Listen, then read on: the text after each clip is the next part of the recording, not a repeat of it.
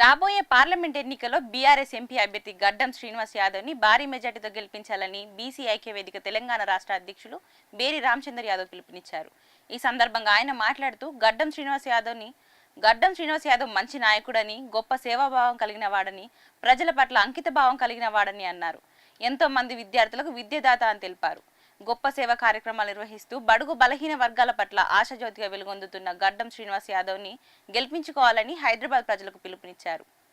మరి హైదరాబాద్ ప్రాంతం పార్లమెంట్ అభ్యర్థిగా గడ్డం శ్రీనన్న భారీ మెజార్టీతో గెలిపారని చెప్పేసి బడుగు బలహీన వర్గాలు, ఎస్సీ ఎస్టీ మైనార్టీ సోదరులందరి కుల సంఘాల నాయకత్వం కలవడం జరుగుతుంది.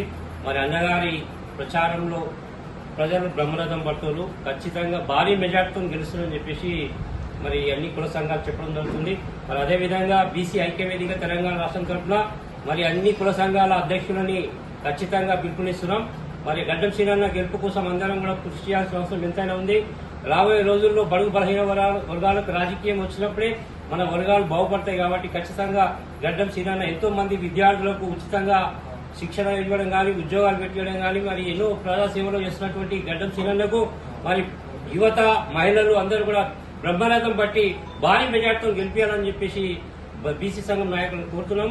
ఉద్యోగాలు కానీ మరి అన్ని రంగాల్లో విద్యా వైద్య రంగాల్లో మనకు లబ్ధి చెందుతుంది. కాబట్టి ఖచ్చితంగా ఇలాంటి నాయకులు మనం ఎన్నుకోవాలని చెప్పేసి మరోసారి బీసీ సంఘం నాయకులు, ఎస్సీ ఎస్టీ మైనార్టీ సోదరులందరూ కూడా వెనుకబడిన వర్గాలందరికీ కూడా కోరడం జరుగుతుంది. ఖచ్చితంగా శ్రీనన్న గెలుపు ఖాయమని చెప్పేసి అన్ని ప్రజలు పెద్ద ఎత్తున చెప్పడం జరుగుతుంది. ప్రతి బస్సులో అన్నకు బ్రహ్మరథం పడుతున్నారు. మన అందరం కూడా అన్న గెలుపు కోసం కృషి చేయాలని చెప్పేసి కోరుతున్నాం.